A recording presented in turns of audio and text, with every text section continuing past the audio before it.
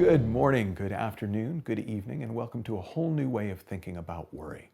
And I'm a little worried that you're going to struggle to hear what I want to point to in this video.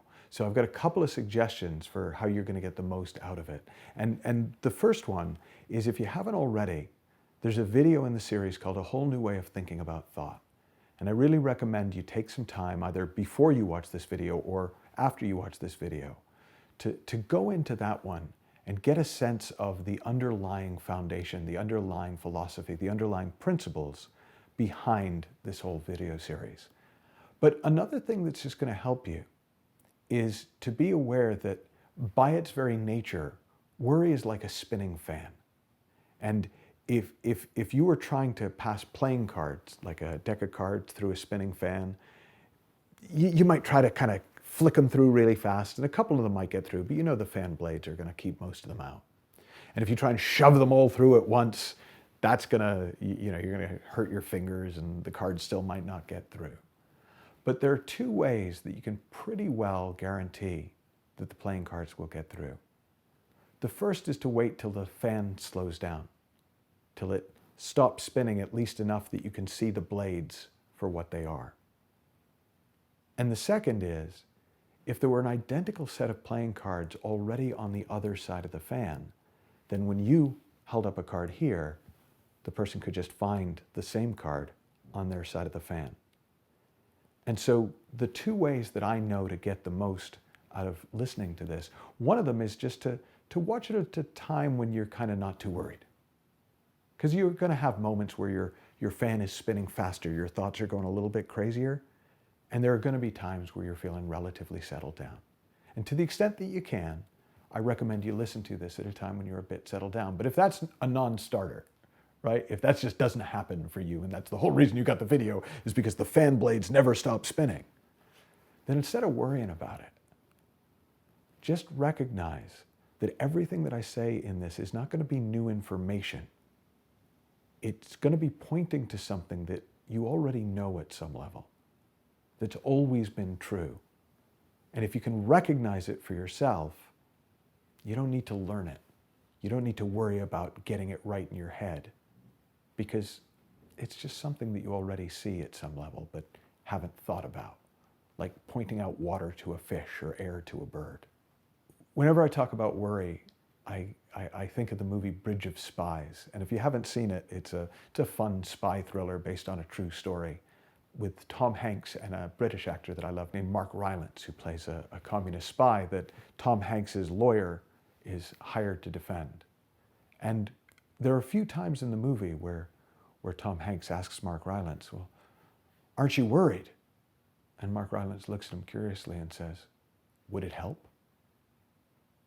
Now, if you're somebody who's been told your whole life that you worry too much, or if you're somebody who thinks you worry too much, or that other people are always trying to tell you that you don't need to be worried, you might hear me saying, would it help? As an insult, as a sort of a make fun, as a sort of a, well, it's all right for you, you don't have the things to worry about that I have to worry about. And what I'm going to suggest is that you hear that question exactly as it is. Would it help? Does it actually help? And what I've found in working with people with worry over the last almost 30 years now is that people who worry and struggle to get beyond worry really do fundamentally think that it helps. They'd like to do less of it, but they don't actually want to get rid of it. And in my experience, there are two reasons for that. The first is that a lot of people think that worry keeps them safe, that in some ways, worrying about something makes it less likely to happen, or by keeping on the alert for it, you'll spot it sooner. But the problem with that is, when your mind is in spin mode, when you're worrying about this and worrying about that, it's almost like you're trying to look out at the world through that spinning fan, which makes it much harder to see. So ironically, the very thing we're doing to keep us alert, which is to worry, makes it harder for us to notice what's going on. And it actually obscures our built-in sense of a clear and present danger, which is called fear. Now, fear and worry are not the same thing. I had a client who at a certain point in his career had a stalker. And at one point, the stalker actually left a message saying that they were going to come and kill him at midnight. So he had hired a security specialist, and I went out there to be at the hiding place during this night. And we talked, and I wound up talking to the security specialist a lot, who worked with presidents and who'd worked with leaders and stars in all sorts of different arenas as a protection specialist. And I asked him about his take on fear. And he had a really interesting take. He said 99.9% of what people call fear is actually worry. And when I asked him, well, what's the difference? He said fear is built into our biology. It is a survival mechanism, and what it does is it funnels all of our energy, all of our strength, all of our thought power to the most important bits of us for short-term survival. So it makes us supercharged. It makes us really strong. We can run really fast. We can fight harder than we've ever fought. We can lift the car off our baby who's crushed underneath it. We can think incredibly clearly with an amazing clarity.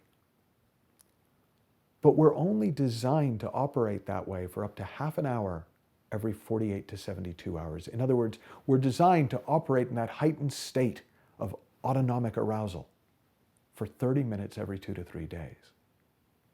But because worry recreates those symptoms without a clear and present danger, in other words, we create the sense of danger in our minds, feel it in our bodies, go into that mode, well, the body's not designed to sustain that. And over time, that can lead to an impact on our health. That can lead to an impact on our sex drive. That can lead to an impact on our drive to eat, because things like reproducing and eating and rational thought are not relevant when you're being chased by a tiger. And if you think you're being chased by a tiger 24/7, your body gradually gets sick. It breaks down. It's not designed to function that way. So again, this very worry that's designed to keep us safe obscures fear, which is what really keeps us safe, our built-in sense of whether there is a clear and present danger. But it also limits our capacity to respond on the very odd occasion that we might find ourselves in that danger. And I asked him why he thought it was that people struggled so much with this in our culture. And he said it's because we live in such a safe culture. He said most people have not really had much opportunity to experience real fear because they've never really been in a clear and present danger. And so they can't make a distinction about it. They can't tell the difference between fear and worry. He said, once you've been in that situation and you recognize the gift of fear, the clarity that comes with fear, the sharpness that comes with fear, the almost heightened sense of aliveness that comes with fear, you would never mistake it with the sort of dead and dread feeling of worry.